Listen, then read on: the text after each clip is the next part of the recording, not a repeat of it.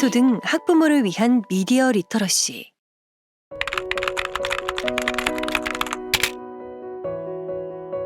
디지털 미디어 사회의 원주민 자녀와 이주민인 부모는 갈등이 깊습니다.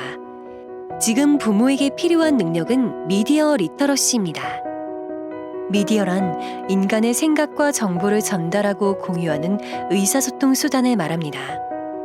아침에 일어나면서부터 만나는 스마트폰 알람, 뉴스, 텔레비전, 음악을 듣는 것 등 모두 미디어입니다. 이처럼 미디어 기기를 말하기도 하지만 우리가 하는 말, 대화도 서로의 생각을 전달하는 미디어입니다. 미디어, 정말 우리의 생활과 뗄 수가 없습니다. 우리 가정과 사회에서 늘 사용하는 미디어를 이해하고 활용하는 능력인 미디어 리터러시가 중요해지고 있습니다. 무엇보다 미디어를 비판적으로 이해하고 나의 생각을 정확하게 전달할 수 있어야 합니다. 미디어를 적극적으로 활용하는 것으로 미디어 리터러시를 이해하면 스마트폰에 과몰입하는 소비자가 될 수 있습니다.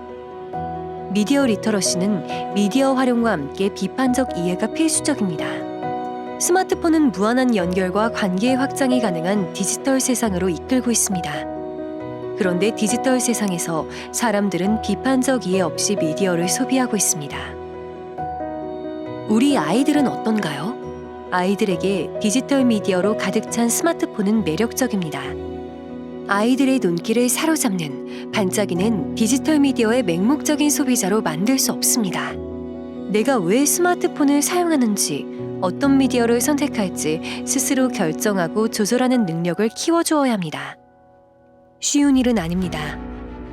왜냐하면 디지털 기업은 알고리즘을 이용해서 개인 맞춤형 영상과 게임을 끊임없이 아이들에게 노출시키기 때문입니다. 디지털 기업은 인간의 행동 심리 연구를 활용하기도 합니다. 대표적으로 파블로프가 개를 대상으로 한 조건과 반응 실험이 있습니다. 파블로프의 실험에서 처음에는 개에게 종을 울릴 때마다 먹이를 주었습니다. 나중에는 먹이를 주지 않고 종소리만 울렸는데 개는 침을 흘렸죠. 파블로프는 이 실험으로 보상 없이 조건만으로 행동이 바뀔 수 있다는 사실을 알게 되었습니다. 이 실험은 디지털 게임에 그대로 적용할 수 있습니다. 게임 초기에는 아이템 얻기가 쉬워서 즐거움을 빨리 얻을 수 있죠. 그런데 사람들은 아이템 얻기가 어려워져도 계속 게임을 합니다. 왜냐하면 아이템을 모으면 즐거움을 얻을 거라는 기대심이 때문입니다. 종이 울리면 먹이를 먹을 수 있을 거라는 기대로 침을 흘리는 행동과 같습니다. 다른 콘텐츠도 마찬가지입니다. 콘텐츠의 조회수, 댓글, 좋아요와 같은 조건은 우리가 즐거움, 보상을 얻을 수 있다는 기대 심리를 갖게 하죠. 결국 디지털 미디어가 주는 여러 가지 조건에 따라 반응하면 즐거움을 계속 얻을 수 있다는 착각에 스마트폰에서 눈을 못 떼게 됩니다.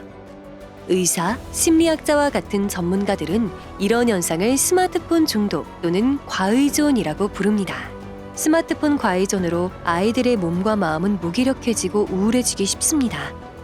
우리 아이의 건강한 디지털 미디어 사용을 위해서는 자기조절 능력을 키워주어야 한다고 합니다. 그러나 현실은 어른도 어렵습니다. 자기조절 능력을 키우기 위해서는 두 가지 조건이 필요합니다. 미디어에 대한 정체성과 미디어 사용 환경이 조성되어야 합니다. 왜 미디어가 필요한지 자녀 스스로 판단할 수 있는 정체성과 미디어를 조절할 수 있는 가정 환경을 만들어 주어야 합니다. 아이의 건강한 스마트폰 사용을 위해서 어떻게 해야 할까요? 첫째, 아이 스스로 스마트폰이 왜 필요한지 생각해야 합니다. 스마트폰의 어플리케이션이 나에게 어떤 쓰임이 있는지 스스로 판단하고 불필요한 어플리케이션을 삭제합니다. 둘째, 디지털 미디어를 대체할 수 있는 오프라인 활동을 아이와 함께 찾아봅니다. 운동, 여행, 놀이, 독서 등 오프라인 활동을 위해서는 부모의 관심이 필요합니다. 셋째, 아이의 스마트폰 사용 시간을 정하고 약속합니다. 중요한 점은 가정에서 부모의 스마트폰 사용 시간과 아이의 스마트폰 시간은 비례합니다. 부모의 스마트폰 사용 시간을 줄이고 아이와 함께하는 시간을 늘리는 노력이 필요합니다. 아이들의 디지털 세상을 간섭만 한다면 아이 스스로 디지털 미디어를 창의적으로 활용할 기회를 놓치게 됩니다. 부모가 디지털 미디어의 생산과 소비 과정을 비판적으로 이해하고 창의적으로 활용할 수 있다면 아이에게도 긍정적인 영향을 미칠 수 있습니다. 미디어의 비판적 이해와 창의적 활용은 부모가 미디어 리터러시를 갖추고 실천해야 하는 이유이기도 합니다. 결국 부모의 미디어 리터러시는 아이의 미디어 리터러시를 결정짓습니다.